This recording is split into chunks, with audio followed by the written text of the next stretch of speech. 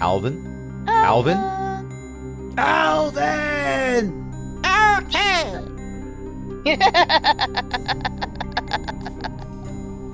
I was an adult before I realized that in the song he wants a hula hoop. And I always wondered what a hula hoop was. Yep, well, I mean... Enunciate when you sing, people. Anyway, hello and welcome to... I know what hulu is. It's one of those little critters from Whoville that does the hula. That's far better than me talking about a Netflix competitor. Well, fantasy Netflix, because we're playing D&D this evening. Hello and welcome to Cause and Effect. That's what we call a transition. This is a homebrew Dungeons & Dragons campaign. My name is Crash. I will be your DM or GM for the evening, depending on who you ask. Tonight, I'm joined by a bunch of awesome people, including Beth, Ellie, and Io. And what happened last time? We uncovered a plot to frame an extremely annoying kitten for doing terrible things instead of just being a moderately terrible kitten. For the record, I am not a kitten. I am simply petite. You're smaller than I am. Yes, that's what petite means. You overgrown fur bag. I'm not overgrown. I'm positively tiny for a tabaxi. I was malnourished in my childhood before I was adopted. I am perfectly adapted for crawling into machinery and fixing things that could otherwise require hours of disassembly. Did Ogmanite freeze you as a kitten? No. Did Ogmanite reverse your growth? No. And I am an Ogmanite. That doesn't mean that you couldn't have been reversed. Well, I wasn't. This is just how Are I you sure? am. Okay, if you're sure. I've heard this happens a lot. There's a Dragonborn running around out there that's just the same. Furry? No, Dragonborn aren't furry, but there's a petite Dragonborn out there, I've been told. Haven't really met him. Lives in the plain of Canada, you say? Kobold Forge World, actually. Hobby is disbelieving. Well, yes, and For the it turns listeners out... at home, Hobby is played by the player of that character. Yes. Oh, Which no, makes this it isn't even a funnier. recap anymore. Sorry. Oh, no. This is a between-episode discussion that we'll say happened while you're waiting for pickup or something or other. But this is the intermission episode. You have all leveled up, and various specialists have been sent in to the mining town that was massacred. And upon investigation by people who are more skilled in that than beating down highly skilled and powerful opponents, it is determined that it was most likely an accident. The townsfolk weren't maliciously killed. They were killed because there was a more powerful storm than usual that sent some of the lightning elementals far and wide. Some of them ended up in the vicinity of the town, and what the lightning elementals will frequently do is use their lightning-based attacks to end lives, and they actually get some level of sustenance from that. They get more sustenance from getting struck by lightning, which is why they liked hanging around the top of a mountain called Stormbrew Mountain. There was a microclimate. There were a whole bunch of Sith that were like making summer homes there because it felt like a home away from home. Hobby is still extremely suspicious about the coincidental nature of we show up and everybody's dead. Well, it was certainly a coincidence, but your suspicions are not helped by the fact that Ignatius Frankenmug, which is his name, seems to have zero empathy for others. Someone needs to be picked up by his scruff and put somewhere in an empathy machine. Can the Ogmanites make that?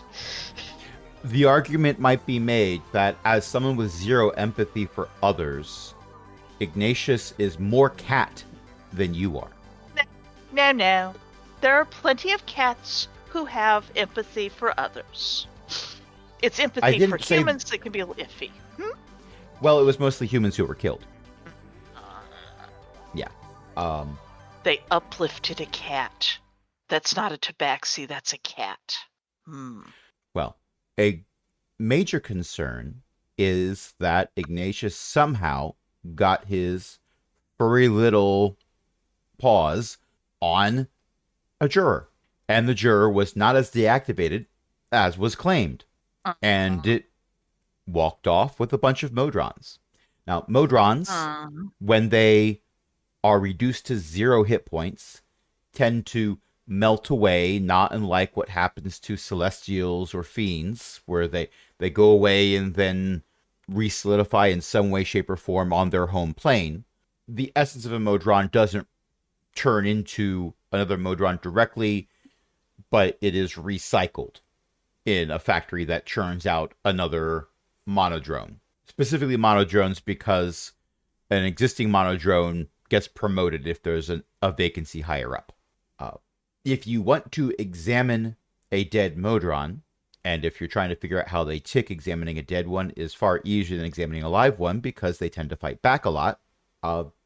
Doing so on their home plane of Mechanus is a bit of a problem because that's where the Modrons live. That's where the Modron god is. And they would take issue with you doing this. Yeah. So the ones that were in Ignatius's lab in a stasis field were in a relatively easy to access location. And I understand I'm saying this about a fortress on top of a mountain surrounded by giant robots, killer lightning storms, and the occasional random lightning strike. That was an easier to infiltrate location. Than Mechanus? Definitely. Yes. Yep. Exactly. Yep. So now Sclerora's got a bunch of Modron corpses. Yep. And Scalora, it sounds like, is behind putting in a so-called defeated juror. Possibly by putting one of her own jurors in a big cloak and saying, here, give this, Trojan juror to that lunatic little kitten there. Mildly surprised that she didn't just stomp in with a bunch of her dwarf brain jurors and make off with them, but I suppose that might have been damaged in any fighting and they would have all dissipated. I mean, there was that possibility. There's also the possibility that Sclera was busy stomping in and doing something somewhere else. So she delegated in this particular case. It was considered a lower priority mission or something. But also, Sclera is something of a sociopath who has only barely attempted to follow societal norms. So specifically trying to get into her head and determine her motivations tends to fail. It is a bit more difficult to do that for her than many other individuals. Plenty of villains can be reasoned with, be bargained with. Sclera is more of a wild power. Yeah, she got too much power, so bargaining with a lot her of is power. like, yeah. A lot of power after spending untold eons, literal eons, being the bottom rung of the totem pole in the domain of dread that was formed around her. And this is why you should not keep people on bottom rungs, because they tend to treat everyone else like they're on a bottomer rung when they can. There is that, but Sclera also doesn't seem to be revenge motivated. I mean, she already got rid of all the people who she would have wanted revenge on, or we did for her. But also, you have foiled some of her plans, and she hasn't decided to come after you specifically. Probably. You do keep running into her, but also so do a lot of other people. For example, there's a shark god that ran into her. It didn't enjoy the experience. Probably was trying to chew on her. It might have made the attempt, yes. Ellie has commented in chat, shark god juror. Let me open my note program. Typing something in. Don't mind me. Just typing in a note. Okay. Moving on. I mean, the shark god's essence has already been used up. She combined it with the essence of a kraken and had you play with it for a bit. That went very well. There's some value of very well. Well, yes. It went very well for the party because the party won.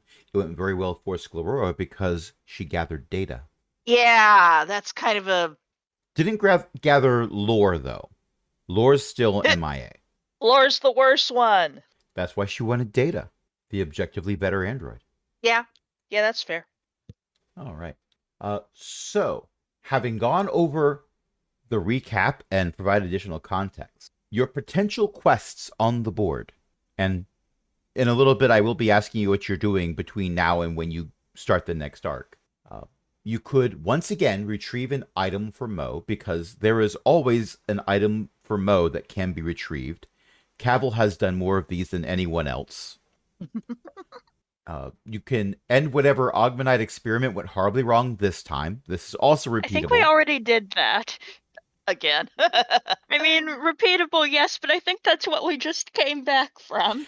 This is why it's repeatable. Because, like, the Augmenites don't even send people over to say, hey, could you solve this problem for us? Anytime someone picks up the quest, they're just sent over to the Enclave, go up to the front door, and Kevin says, oh, wonderful, you're here just in time, and sends you to whichever fire is the brightest right now. And yes, canonically, Kevin is still working the front desk. Kevin is always working the front desk. One might argue that Kevin is always working the front desk because it keeps Kevin away from the other Augmenites. This is true. Most of them can't stand Kevin. Kevin is the front desk. Wouldn't that mean that I'm putting my feet up on me? Kevin begins to have an existential crisis about whether or not the desk is a Kevin from this world. Could be. Dun, dun, dun. Turns out the Kevin in another world was actually a treant who was harvested for its wood and turned into the front desk. There's also Defeat the Baroness of Kavrim, which you've seen that quest before. It's been taken down. It's been put up again. So apparently the Baroness keeps coming back. Either that or people keep failing. Ellie has put in the chat repeatable. Yes. Well, if it's getting taken down, then presumably they're allegedly succeed. Well, it says defeat, not kill. So maybe she's like the Augmenites. There is a rumor that the longest stint where it was down was because the Baroness was on vacation.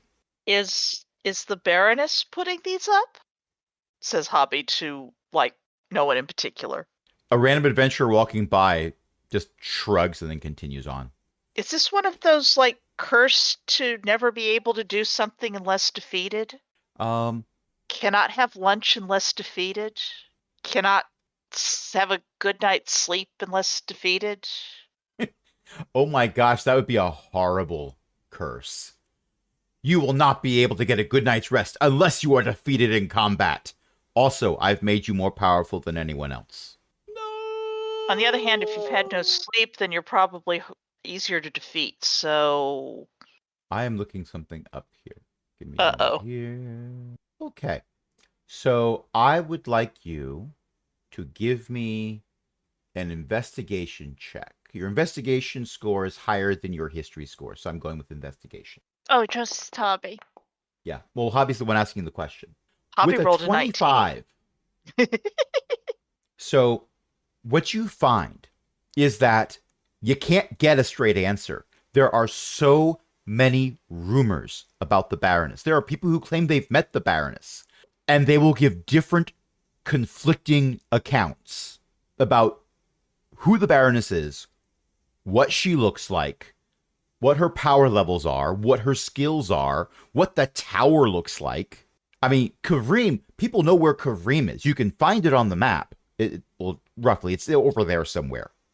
Not everyone who's an adventurer passed geography in school. But everything else about it is different. Her tower in the middle of a field of mushrooms? Hallucinogenic mushrooms? Is she a high-level bard? That could do it. The stories, and again, this is with a 25. Mm-hmm. The stories that you've gotten from people who say they've done the quest are that the Baroness is a warlock, a sorcerer, a wizard, a bard, a lich, a high-level fighter, a cleric, of which god you've heard several. Oddly, not Ogma. Ogma is one of the few gods where, like, no, couldn't it be Ogma? Is A the quest to go necromancer. there? Has been heard several times. Abby is now going. Is the quest to go there and draw a combination of rumors from a hat and come back and spread them? With your 25, I rolled a 19. you do not. Yes. And with your Exactly. +6 bonus, that makes it a 25. Uh-huh. So I'm pointing out this high number so that Yes, you're not hearing what I'm saying and think, well, I must have rolled too low because I'm indeed. getting all these answers. You are getting these answers from people who, if you were just talking to one person, you'd be like, yeah, I got this. I know what's going on with this. And then you talk to the next person because trust but verify, and you get an entirely different set of verifiably true answers. Abby's just writing these down now because this is entertaining. Like, the battles against the Baroness have involved spell battles, hand-to-hand combat, a bunch of creatures being summoned, trying to find her in a maze of passages that seemed larger than the exterior of the tower that she's in. Green circles. One person mentions green circles. When you ask the next person about green circles, they begin to shudder and leave early to go have a conversation with their therapist, who is currently not available because the therapists are all on call dealing with a whole bunch of orphans from a mining town. Hopefully we can get at least a few of the parents back. Ah, yes. Well, I have told you 4 of the quests on the board for your particular cohort level. The 5th quest is shiny and new, freshly engraved on the little metal placard that is hung up. Cogbucket would like a significant number of high-quality diamonds. Let me get I think out. we have something of a responsibility to take that one. This is also the newest quest on the board. So, of course, it's the one that I've done the least prep for. Of course. That's what makes it fun. And Beth has found a gif of a cat that is orange and pleading. Wide, round eyes, looking up at the camera, as if to say, pets? Food? Pets and food? Scritches? Hello? Pets, food? Maybe a syringe of water? Oh, God. Ew, you've got pictures of that one. For the record, Beth and Io have a cat that, for reasons involving medication, has gotten used to being fed water through a syringe, not with a needle stuck to the end, but just He's not the one know- who was being medicated either. No, he was. He was being medicated. He had to take an antibiotic for his constant congestion turned into sinusitis. So he got medicated with a antibiotic that it's bad if it doesn't go all the way down. It irritates the esophagus lining. So he had to have a syringe of water after he had the pill. And now he demands a syringe of Oh. water. Yep. I thought that he, just saw other cats getting medication and Nope, we had to give him that, and it turned out, I mean, he hated getting the pill. We had to put him in this kitty straitjacket that, for like grooming and whatnot. And he'd still try to thrash his head back and forth, and we poke the pill down him, and then we give him the syringe, and he'd hold still, and he'd go, and it's like, okay, do you like this? And then we started giving him a syringe of water without binding him up, and it turns out that all I have to do is like cup his head to hold him still, get the syringe in there, start squirting, and then I can let go of his head, and he just stays there going lick, lick, lick, and sounding like a horrible gurgling drain sometimes. In any case, the I am syringe of finding- water has been added to the menu of the Quest Hub Bar and Grill. oh no. For some reason, it was I mean, how- being requested by a lot of tabaxi. it's a squeeze bottle. It's fun. Mork and Mindy, the proprietors of the Quest Hub Bar and Grill, who are both orcs. This was been said before, but it's been a while, so I'm saying it again. Don't understand the appeal at all, but that's the case for half the things they serve on their menu. It's got good mouthfeel, apparently. Apparently. They offer to put things that aren't water in the syringe. Would you prefer a syringe of ale or a syringe of fruit beverage? No. The tabaxi want water. Or sometimes catnip tea, but mostly water. Yeah. Well, the catnip tea That's also preferred in a glass as opposed to a syringe. The syringe squirts it down your throat faster. You don't taste as much of it. I mean, water- you put it in the side of your mouth and then you just sort of squeeze and drink. You don't squirt it down the throat. You squirt it into the mouth. So, Oh, darn it. I can't do the slurp, slurp, slurp. This is a wonderful, wonderful digression that I'm going to say this conversation happens and it's canon between Hobby and other tabaxi about the etiquette of drinking water from a syringe. Mm-hmm. Or broth or tea or whatnot. And in any case, well, there's pleading looks because we should go get a whole bunch of diamonds, shouldn't we? Well, to pick up this quest, you know where Cogbucket's medical facility and barbershop is. Does anyone object? Cavill gets the eyes. I already said I feel like we have a responsibility to do this. I can see it now. Hobby says, all right, so I feel like we need to do this. Does anyone object? Anyone? Then Hobby looks and sees that the rest of the party is halfway to Cogbucket already.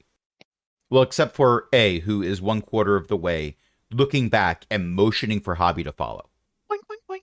I thought I heard Ellie speak up. I did. I said, no, I don't object. Oh, okay. I didn't actually hear all of that. Okay. Yeah, That's well, for the record, I did catch that. But Beth, having not caught it, had me second guessing what I heard. Okay. So, yes, there's a poing, poing, poing, according to Beth in the chat, as Hobby leaps and bounds and scampers. There may be some scampering to catch up with the rest of the party. I'll scoop up A on the way to catch up as well, since, A has little legs. A was running on all fours to catch up, but then there's a... And then Hobby is running on all three. Sling A on to Hobby's shoulders and scamper. Okay. We fought with Foundry so much to make sure we would all be logged in. You know I need to make use of the fact that we can roll dice on this. I would like you to attempt an acrobatics roll at disadvantage. Because as a slightly less than average size tabaxi, you are not a mount. Will 16 do it? Well, that's a question for whether or not A can hold on. For A, I am not going to roll acrobatics. Animal this handling. Is athletics. Oh Oh no. no. 11. So, 11's at not first bad. you think it's going well. You scoop A up and toss them onto your back. And they stay there for several leaps and bounds. But they are in a slightly different position with each leap, as opposed to each bound. They attempt to get a good grip. The one point where they do get a good grip, you do not agree with the grip because it's your ears. Oh. And then you flick your ears. A yelps and goes, sorry, and grabs hold again. This time it's your whiskers. A yelps and says sorry again. There is a bounce, a roll, and for more of a distance than you would care to relive, A is trailing behind you, pulled by your tail. Hobby will have to pause and say, why don't you get a good grip and then we'll go the rest of the way. Okay, but also Here. we're here. Oh, This resolves need to itself, work- like you skid to a stop right in front of the door. we need to work on our tumbling together.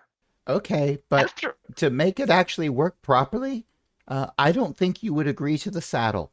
And also, I would feel very uncomfortable. depends on sort of harness thing. If we get a harness, No, then I no, can it run and you can throw the It- psychic daggers. It wouldn't be physically uncomfortable. Well, that too. It would be emotionally uncomfortable. But it might be funny. Yeah, but I'm trying to not be the comedic relief for character. Well, no, because I'd be the one who'd be running around. And you could be the one who was there throwing the psychic daggers and then we run away again. How about we table it- this discussion for the next intermission? Okay. All right. And you both go in where everyone else has already gone. Uh-huh. The rogues are roguing again. Everyone turns to see both of you walking in through the door. And Cogbucket's in there, of course. Cogbucket Jr. is they, them. Cogbucket Sr. is he, him. Because that's how he was built. So he is just finishing up with a customer who happens to be another Warforged, but they have a very stylish toupee. Well, please let me know if the adjustments continue to hold for the long term. I have applied what is referred to by some as a permanent, so hopefully it will remain so. Oh, but don't get it wet for the next week. Thank you. And the Warforged stands up and waves at all of you and walks out the door. Wave back.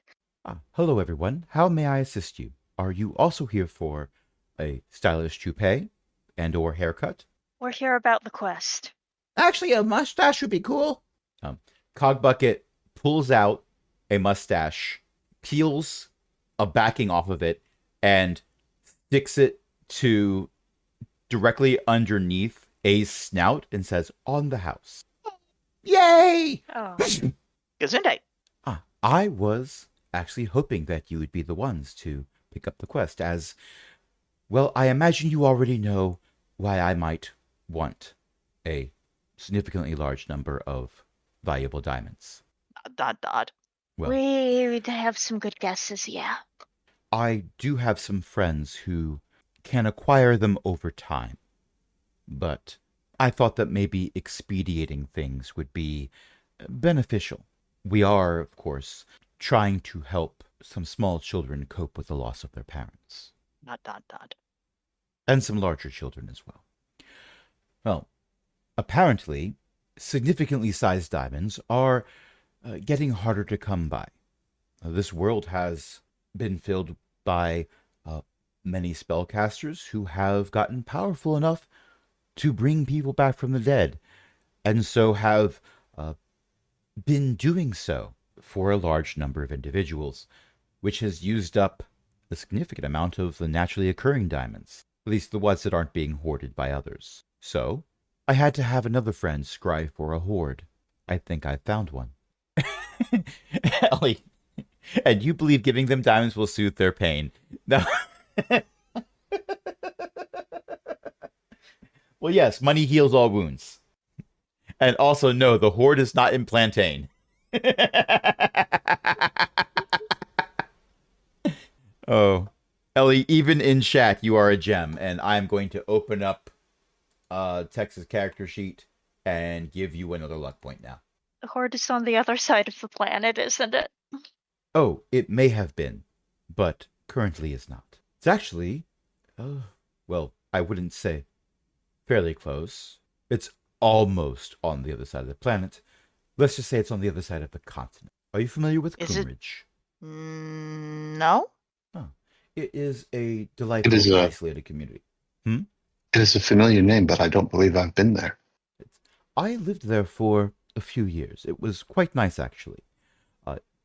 It is a collection of small towns surrounded by mountains that keep it fairly isolated and protected. The main way of getting in or out is by going through a swamp, which makes it even more isolated and protected. That swamp is apparently the new home of a black dragon.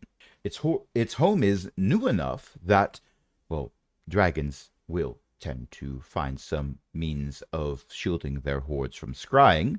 After all, ragtag bands of adventurers do happen to approach dragons on the regular, but this one's new enough that the friend of mine was able to locate it before those wards were put in place. Is this a dragon who's a problem dragon, or is this a dragon where we'd be doing a breaking and entering and feel very embarrassed after? Well, I'm told that if it wasn't for the Lord of Coomridge and a significant number of highly motivated kobolds, it would be raiding Coomridge proper on the regular.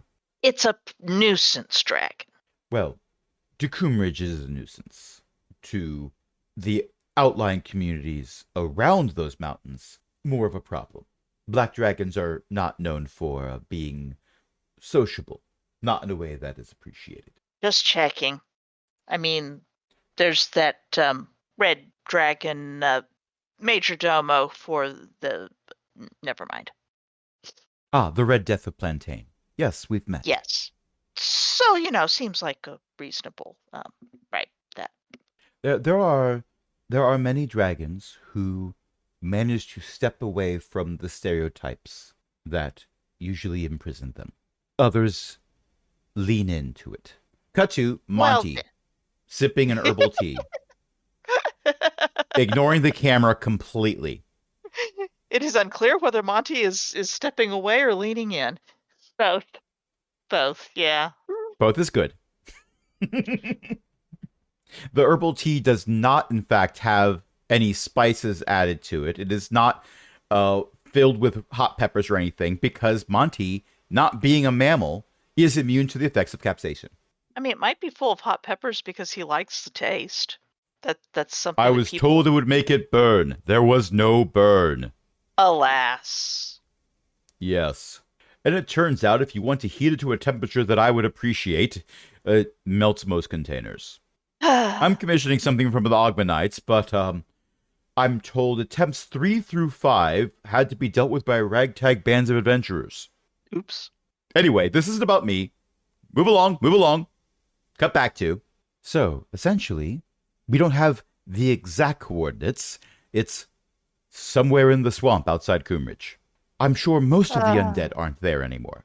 I need to pop over to the artifact shop. Be right back. Hobby would like to know if there are any artifacts that can basically cast a constant prestidigitation to keep her fur from getting wet and muddy and horrible. That sounds like an interesting thing, but usually something that constantly casts a spell backfires in spectacular ways. For example, with this specific example, imagine if you equipped this artifact, started using it, and it miraculously removed all moisture from you permanently. I don't want all moisture removed from me, just from my fur. Yes. And getting it to know the difference between your fur, which is part of you, and the rest of you is tricky. And not many people want to test that. Well, if you find... Also, however, text? You would not be able to groom yourself. I could learn to live with that, especially if I could take it off. Well, I do think I might have something for you. Now, it's not designed for this specifically, but I think it might help you out. Let me go to the back real quick. Give me a second here. Okay, so this is technically Quentin's used goods and consignment shop emporium. He is not an artificer. He's actually a wizard, but a low-level one, because he gave up learning magic to sell magic items. That was way more profitable, and he had to deal with fewer existential threats. Oh, wow. Cavill taking a long rest tells us all of the spell slots that Cavill gets back. It tells you, it's not telling me. I should take a long rest too, shouldn't I? Oh. Well, it is telling me that Cavill got a whole bunch of spell slots back, and it also tells me how many charges Cavill got back on the Wands of Magic Missiles. I set that up. So it would work. That is neat. Oh, I see my recovery one. Yep. So, Quentin goes to a back room, and you hear some shuffling, some boxes being moved around, a hammer for a brief amount of time, then some more boxes being moved around, then the sound of a lot of things falling and crashing, and the sound of something circular rolling a distance, and then going into... imagine, if you will, a plate rolling off and then doing that whole saucer rotating quickly thing as it comes to a rest. That is an uncomfortably long period of time where that's the only thing you hear. And then a beat later, I'm okay. Oh, good. Most of those things were unbreakable. Oh, no. and Quentin comes out. There are shards of broken glass on his robe, and it is wet in places. Oh, dear. There's some parts that aren't anymore, but most of the damage is shards of broken glass and wet spots. It ate through my sleeve. Fascinating. It shouldn't have been dear. able to do that. Maybe it was a combination of the... Nope, not my problem. I'll file something with the supplier. Anyway, so here you go. And Quentin pulls out a rolled up piece of something that kind of looks like a rubberized fabric, gives it a shake, and it appears to be a onesie. It has gloves on the ends. It has feet, like the booties are built in, and there is a hood. So it might be just a little uncomfortable because there is no hole for the tail, and if you find something that can cut into this, well, that might cause more problems than it's worth because it might actually dispel the magic. But this is a wetsuit of dryness. Hobby is going to take a very long look at this and is not entirely sure if this would not be worse. I'm told that the material has been treated to make it hydrophobic. That's the term they used. I thought hydrophobic meant afraid of water. But apparently, the way it's described, the water is afraid of this. Observe. And Quentin goes over to a mop and bucket that's sitting over to the side, along with a stack of several warning wet floor signs.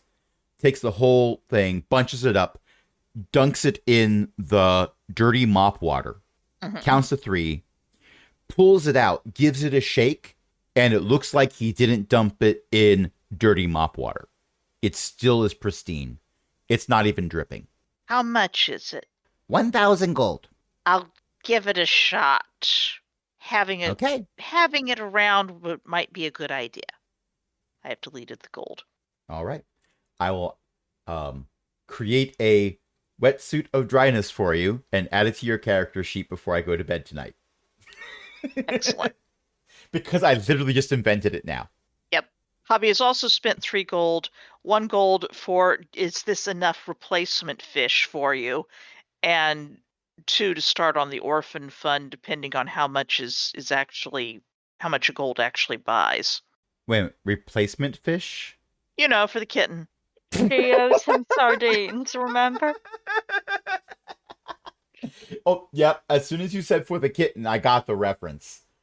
But also, I'm going into your inventory and adding 1 more luck point. Oh, thank you. Because you went poof. So now you have 2. And I will stop talking now for a while. Okay. So that is what Hobby has been doing. Tex has interjected, but otherwise, I do want to know what Tex and I almost said EO. What EO's doing is going to tell me what Cavill's doing eventually. But I would like to know what Tex and Cavill are doing. You'll have to tell them which one first. Tex is also browsing the curiosity shop, but hasn't made any decisions yet. Okay.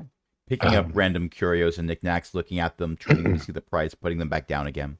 Yes. Probably also checking in on the Submarine Optimals. They have been doing more low-level quests than higher-level quests of late, in part because they're down a person still, and in part because the quests for their level, like, they aren't getting filed. I mean, there's always the do something for the Augmenites and do something for Mo quests. Those are evergreen and an every tier level. But you can get very tired of solving the mistakes that should not have been wrought by science and supporting capitalism, which is essentially what those 2 categories are. That's very fair. It's how I designed them. So they could do the higher level ones, but there'd be way more risk of them not coming back from those, especially if they're down a person. And that person they're down was the de facto healer because their cleric worships a god that no longer exists. No one tell him. So they're doing lower level quests, but they're getting by. Mm-hmm. Their poor cleric. Has their cleric considered multi-classing? No. And I mean, there's multi-classing to a cleric of someone else, and then you could worship 2 gods? they are in, well, then you get into, well, who do you put your faith in? And there are people out there that pick a deity based on pragmatic options. Well, it'd be best if I put my faith in this person because they'd be able to help me in these situations. But there are others who have more personal reasons for why they are behind a certain deity. And therapy is freely provided as part of being an adventurer signed up with Flag. And your characters would not know this. This is stepping out from behind the curtain to whisper this to the players.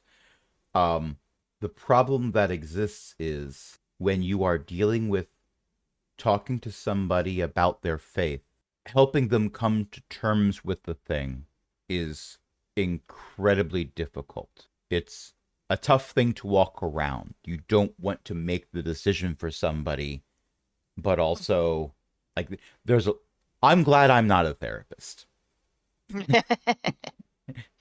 Hobby would probably actually understand. Hobby grew up worshiping a dead god. Not as a cleric, but, you know. But, and here's the thing. Their god is not responding. They're just nothing. Ostensibly, like, because you can be a warlock for a deity also. And warlocks have a different relationship with the deity than clerics do. You can be a warlock for a dead god and still have power because there's still some type of residue. This god, Argonia, isn't responding to anything. It is like they do not exist. And that is different than a god being dead. A dead god can come back. After all, Hobby, what did you call your god? Twice dead? There you go. There can be something that comes back. Argonia doesn't exist. And for the followers of Argonia, that is so much worse. Yeah. Hobby What's still Cavil would be doing? sympathetic. Oh, certainly. Certainly. And it is a sympathetic situation. That is 100% the player's fault. Yep. Not the characters, mind you. No. Also, you might not want to talk to Terry-ish about this. Because it would make your interactions with this person, like, very difficult. Oh, I'm so sorry your god doesn't exist. You know, I learned something about that. Oh, never mind. I didn't say anything. No. It's the my dad could beat up your dad thing, only it's my god made your god cease to exist. With a little help from some friends. Yeah, well, I mean, things were happening, and sometimes gods make miscalculations. Certainly. And my ADHD is showing. So I was in the middle of asking what Cavil was doing. And then we went off on a different direction, not letting Cavil answer. And I see what Ellie has written in the chat, and we will address that in a little bit. Oh, right. Tex is still in the middle of hers. Well, Looking at you. I'm going to say we address that in a little bit as my brain works to see what we're going to do with that. I have an inkling of an idea, and I'd like to be more than an inkling before I roleplay that. So I'm buying time by asking what Cavil's doing. Cavill is going to see if anyone knows anything about the dragon we might be heading after, and specifically whether anyone might have anything that might be from where the dragon hangs out. Honestly, a shed scale or something might do. All right. And we will address that in a little bit, but we're going to go back to Tex. I have a response for you, but I'm going to address the Tex situation first. So Tex is attempting to see if she can find a healer for the Submarine Optimals. So Tex, I'm going to ask if, actually, I'm going to double check a thing. My knee-jerk reaction is to have you roll investigation for this, but I want to look over your skills and see if, because looking at the whole list of skills, I might see one here fits better for what I would like to do. Okay. So what I'm going to say is you're going to roll investigation, but we're going to add 2 to the roll for your charisma bonus, because that's going to help with this. Okay. Well, with an 18, Ah, and you spend inspiration. Ah. Well, I'm glad you spent inspiration because that was a 15 and a 2. Now, Ellie, did that include the +2 or were you adding that on top of it? No, either way, that's good. It's good Yes. either way. That included the +2. Okay. Well, an 18 is enough. The 18 is more than enough. So it's not a matter of finding if there is a cleric out there. There are many clerics out there. There are some people who argue there's too many clerics, but then when you ask for follow-ups, they're talking about clerics of specific deities that they don't like because they oppose the deity that they are in favor of, whatever. The problem is finding a cleric who is interested in joining the Submarine Optimals. The ones you find, for the most part, aren't against the Submarine Optimals in particular, but they might be already in their party. They might not want to be adventuring. They might be not ready to commit to an adventuring party specifically. They prefer to freelance. It takes you, I'm going to say it actually takes you most of the day going around tracking down various individuals. And eventually you leave the flag headquarters and go off into Flotsam, the town, to find this person because they don't tend to hang out in Flag too much. Apparently they were getting bullied a little bit. You weren't given all the story because not everyone was willing to give you all the story and you were in a hurry. But eventually you find a kobold paladin who you were told is named Mox. They are at the docks and they are kicking their little feet in the water while people walk around them because Honest they to are goodness, I thought you were going to say they were kicking rocks. Oh They, no, Rox no, is a different kobold. and they're one of the swobolds. You're sure they're They not stand bard? out. Well, they might multi-class into Cobard? bard later, but right now they Cobard. are a barbarian. Barbarian's They always could become good. a barbarian. Barbarian is a good combo. But they did visit Cogbucket and get a stylish toupee. Their stylish toupee is a mohawk, a punky spiked mohawk. However, that's not the kobold you're seeking out because barbarians are not known for healing spells. Paladins, however, are capable of doing stuff like this. So Mox becomes aware of you when a very large shadow appears over the tiny kobold, and they look up at you, silhouetted by the sun, and go, My, you're a tall one. You probably hear that a lot. Thanks for the shade. You're very welcome, if it's required or desired. I could go either way, but I've learned to be thankful for what is given to me. What can I do for you? Well, I have heard that you are quite capable, and perhaps that although you have desired to be in Flag in the past, you are between teams at the moment. I'm opening your character sheet again Is- to ask you to make another roll. Give me an insight roll. Is that With a 15, kobolds' facial musculature is different from that of most humanoids, but you've spent enough time around A to know that you just got the equivalent of a kobold's face darkening and a wall going up. Yeah, I guess you could say that. I hear that there were some interpersonal difficulties with others treating you shamefully. They don't think I'm a real That paladin. is, why would that be? Because I took a correspondence course to become one. Each of us learns in their own way. I don't see what you taking a correspondence course has to do with you being a paladin.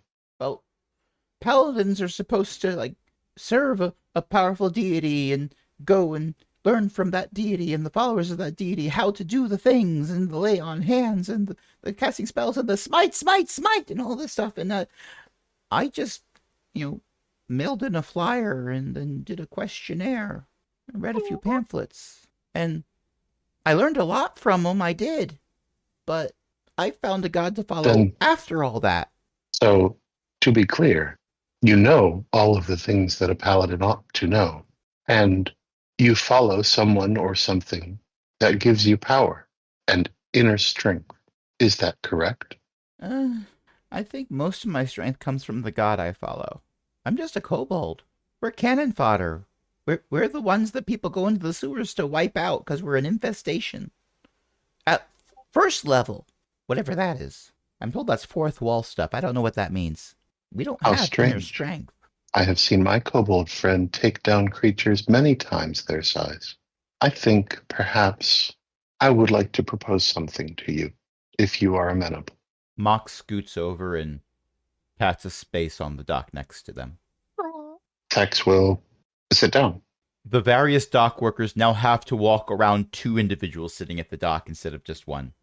They do not complain because when a giant murder bot is in the way, you walk around them or you stay away from them. Those are your options. Tex might be sympathetic to them, but they are not asking. Yeah.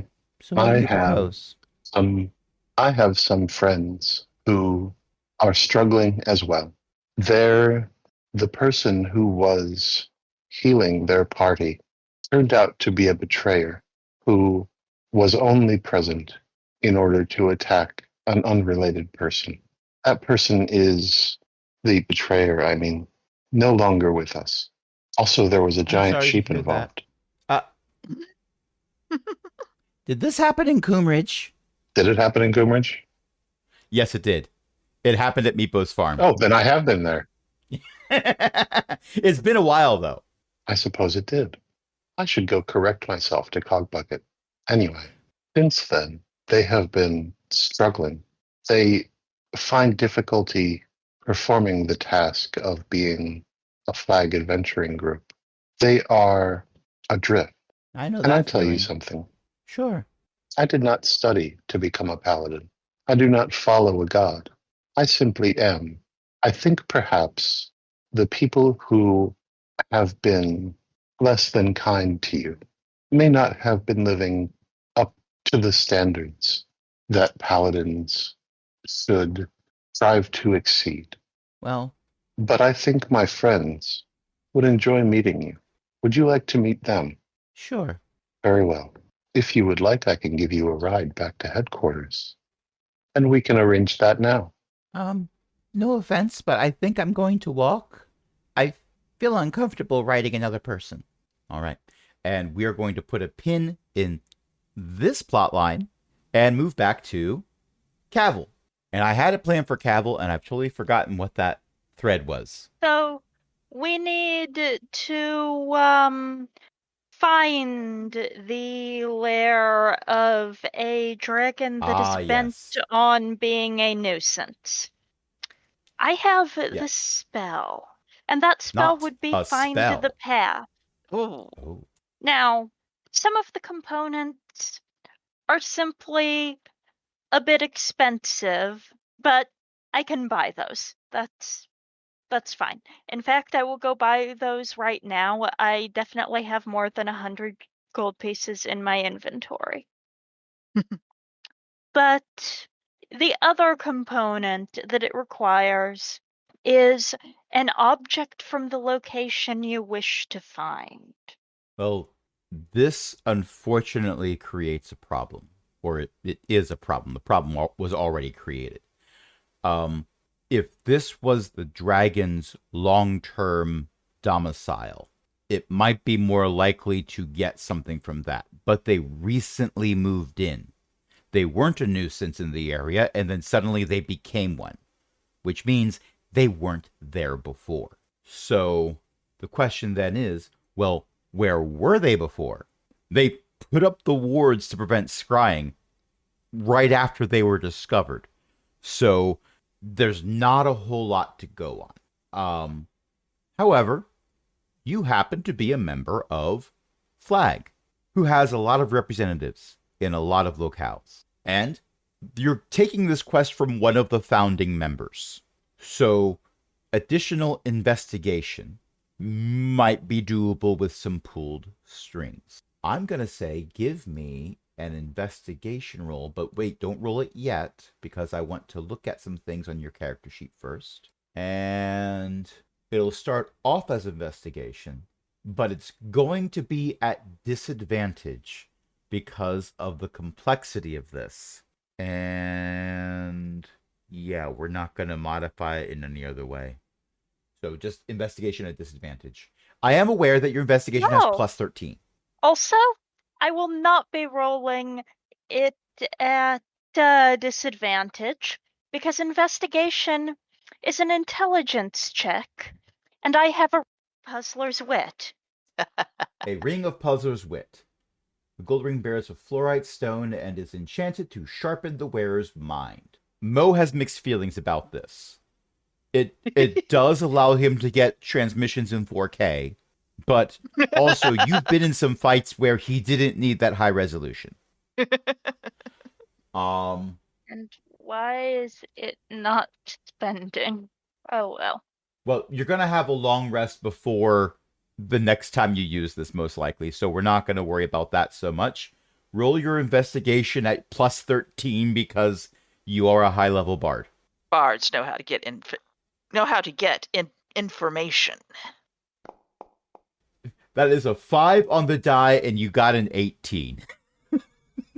And I may spend my luck points to try to get better. Ran is sitting over there using telekinesis, other going, yeah, that's how you do it. I cannot figure out how to spend my luck points. There we go. I just removed the number of them. Yeah, that's because we're shoehorning in Tales of the Valiant's luck point system. The only way I figured out how to do it easily, well, somewhat easily, is by just having an item in your inventory called luck points. And I'm saying this not for the players here, but for anyone who might be listening. That's how you do that in D&D. That's also how Chadrick has 5,000 Fantasy Hilton points currently. There we go, 23. Because Cavill, despite being a bardlock, has something in common with wizards, and that thing is preparation. And a high intelligence modifier. So, 2 things. Okay. With a 23, you are given a small glass vial. And at first, it looks empty. But when you hold it up to a light and shake it, there is the smallest, tiniest speck of a black... Well, first it looks like a splinter. Like you've pulled something like this out of a finger more than once when adventuring. It is a small fragment of a black dragon scale. Not enough to craft anything out of it, but that's not what you intend to do, is it? Nope. And I am hoping that if I am not, say, teleporting, which is a spell I do not have, that something belonging to the primary occupant of the location will count as close enough to being from the location for me to find the location. It's worth an attempt, at the very least. So tell me about this spell you're casting. Well, This is your only 6th level spell, which amuses me more. yes, it is. This spell allows you to find the shortest, most direct physical route to a specific fixed location that you are familiar with on the same plane of existence. If you name a destination on another plane of existence, a destination that moves, such as a mobile fortress, or a destination that isn't specific, such as a green dragon's lair, the spell fails. For the duration, as long as you are on the same plane of existence as the destination, you know how far it is and in what direction it lies. While you are traveling there, whenever you are presented with a choice of paths along the way, you automatically determine which path is the shortest and most direct route, but not necessarily the safest route, to the destination. And it's a concentration spell for up to a day. Casting time is 1 minute. So this sounds like a thing that you would ask to be sent by member services to the Gore Swamp outside of Coomridge before you sit down to cast this spell. But at That this would be point, accurate. you have... Yes. You could cast it now and just say, it's that way, as you point to the south. And indeed, I could probably continue concentrating until we actually got to that area, but that seems kind of unnecessary. It's rather That convoluted. is not. But also, That is now not that you have the efficient. spell, you understand the various adventuring parties where somebody did stand up and point in a random direction and say, it's that way. because apparently more than one person has done this. It also explains the face palming that happened from the rest of the party members when someone did that. Although in several cases, everyone just got up and ran out the building. And in one case, somebody ran into another room that came out with a missing sock. That was probably locate object. One would hope. I cast a 6th level spell to find a sock. To be fair, And also locate object socks might not aren't work for usually missing socks. location. Those things are usually gone. I don't understand. I cast find the path to find the missing sock, and the spell failed. It's on another plane of existence, you know. Oh, Dryers. Dryers are portals Mhm. to a bag of devouring, not bag of holding. Okay. And at this point, I would like to resolve what Ellie is doing with Mox and the Suboptimals. That sounds like a band name. But we've been playing for well over an hour, almost an hour and a half. And Ellie has had to step away unexpectedly. So we're going to take a short pause. What do you say? Sounds good. And we're back. And Dirge, Fori, and Kurg, the three amigos, down from 4, who are the remains of the Suboptimals, a band that was originally 4 CLs. Then they went down to 3 CLs and took on a healer who happened to be a bard, who ended up to being there on false pretenses, but we've already covered that. Well, now they're down to 3 again. Dirge is the rogue, Fori is the cleric, and Kurg is the fighter. The 3 of them are sitting at a corner table, looking rather glum. They don't want to do another fetch quest. They don't want to kill 10 rats. And frankly, the quests to go and kill kobolds in the sewers are rather insulting to everyone involved, so those quests aren't even offered at Flag anymore. So, Good. they're just sitting there with some empty mugs at the table over in the corner as Tex and Mox walk in. X will stop by the bar and pick up refills for the group before she goes to the table with Mox. Okay. Mox also gets a drink from the bar. It is a glass of milk with strawberry syrup in it. Aww. X will pay for it. Oh, you didn't have to do that, but thank you. I do not eat or drink. I find it pleasant to be able to enable others to do so. I feel sorry for you. Strawberry milk is delicious. I shall enjoy it vicariously. Also, it's apparently really good for healthy teeth.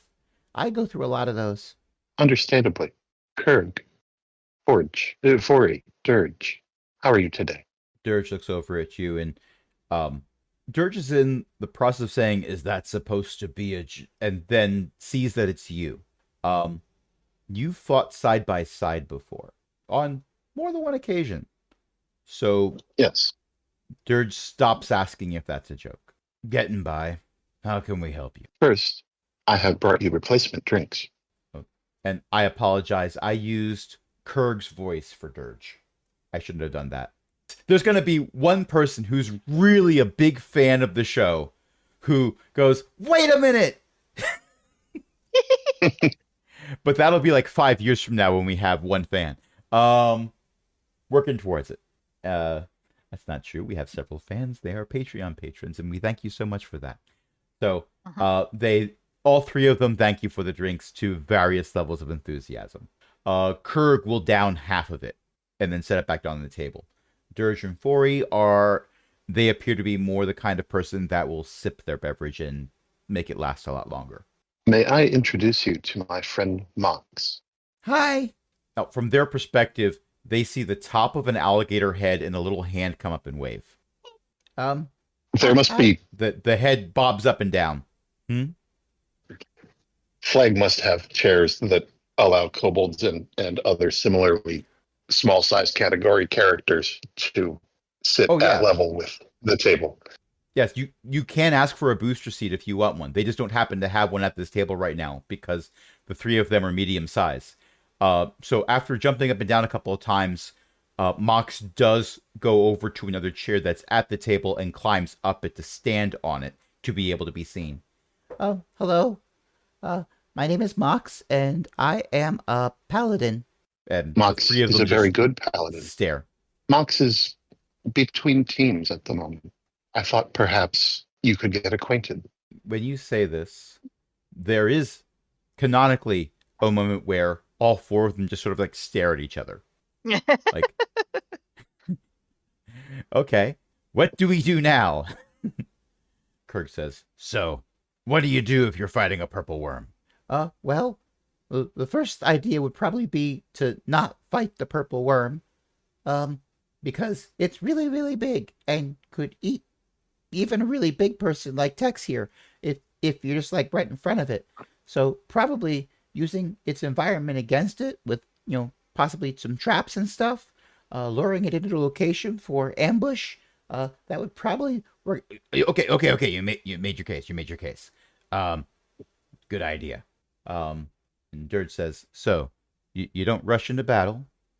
That's good, but what if one of us is down? Oh, well, I can lay hands on people. Actually, wait, no, that's an HR thing. I can lay on hands. That's the terminology. Oh, I got that question wrong on the correspondence course test. I mean the very important And Mox starts wringing his hands. Sorry. Hi, I'm Mox. I'm a paladin, and I'm looking for some friends. Before he speaks up, well, Mox, hi. We're the Suboptimals. We could use some more friends. The rest of the conversation that happens is more along the lines of what they're going to do next and what quests they might want to take off of the board as a means of not initiation, but perhaps the adventuring party's version of a session 0. Aww. Shakedown cruise. See how everybody works together. As soon as she sees that they're in the middle of their planning session, Tex will nod and start walking off. A little while later, Mox finds you and runs up to you again. Is Tex, ma'am? Why did you do that? I'm sorry, I didn't hear the first word of that. Why did you help me? Tex is genuinely pondering the question. Because you needed help. Thank you. You're a good You are person. very welcome. I have not always been, but I try to be. I haven't always been a good person either. Kobold and all, but Indeed. our past makes us who we are, but we aren't our past. And you Yes, are a good person. I am learning that. And I am grateful to have the reinforcement. Thank you. I read it in a book once. Oh, speaking of that. And Mox rummages around in a bag of definitely not holding, because Mox's arm cannot go all the way in. I don't have a whole lot, but I wanted to say thank you. And, this, I think it has a little bit of use left. It might be helpful. Here. And Mox hands you a battered, rather thick, what appears to be a magazine or journal. Appears to be a scientific journal. But imagine, if you will, a scientific journal that's been handwritten, possibly with things spilled on it more than once. And are those singe marks? Yeah, it looks like it's singed in one place too. I will add Chroma's out-of-date science journal to your inventory. A wondrous, uncommon magic item that, if I remember correctly, does have... let me read this, actually. Because I do have it written up, I just don't have it added to a character sheet yet. You may use this journal to explain a scientific principle that will allow you or an ally to treat a failed save as a successful save, or to take a successful save where damage would be reduced by half, and instead take no damage at all. As the owner of the journal, it is your responsibility to describe the science, and there's quotes there, behind why this effect takes place. But your proposed theory can be 100% fictional, and you are encouraged to make it as fanciful as possible. For the period of time where the saving throw is relevant, the laws of the universe conform to your outdated theory, at least in regards to the target making the saving throw. After the results of the saving throw are resolved, the Science Journal's publisher issues a retraction, and this issue ceases to be effective. This is not a book written by Chroma, famed moon-dwelling kobold adventurer and inventor, so much as it is a periodical to which Chroma was subscribed. Thank you. I shall treasure it and use it well. Something tells me you're gonna need to use it soonish. Just a feeling. Then I appreciate it all the more. I will let you get back to your strawberry milk, my new friend. I hope your adventures are fun. Same to you. Thank you. And with that, they nod and scurry off back to their new friends. Aww. And I think that's where we're going to end it for tonight. Thank you everyone for listening. Thank you everyone for playing. Tonight I was joined by 3 awesome people, Beth, Ellie, and Io. Would anyone like to plug a thing?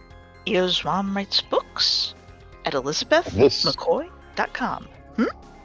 Yes. Of this book. I am reliably informed. Indeed. And give them a shot. Give them a look over. You can sample half of the novels generally at the Smashwords link, and you can ask your library to buy the ebooks, and then you can read them for free entirely if you want. And the library pays me, so I'm happy, and I get to feed my cats, and I get to help other people sometimes, make like their heating payments and stuff. And speaking of fun things... Well, if Jen was here, they would tell us about bookofjen.net and shattersowstone.com. But they are on again, off again, under the weather. And the stars are just not aligning. So we are hoping that they get a speedy recovery from the everything. Also, speaking of other cool things, if I am allowed to toot my own horn, which is Yes. weird because I was a percussionist. I didn't play a horn. AaronBSmith.com is where I put all the things that I do, which does not include percussion anymore, or horn playing. But it does include podcasting. You can find this podcast and many others. You can also follow us on the Fediverse, is.aaronbsmith.com/@cogwheel, and we have a Patreon, patreon.com/cogwheelgaming, where you can help us keep the lights on along with other illustrious patrons, including Ellie, Shanshan, Walter, Liv Drummond, and patron emeritus Cindy. And until next time, this is Crash saying, why did I feel like Tex was gonna need to use that book soon? Good night, everybody.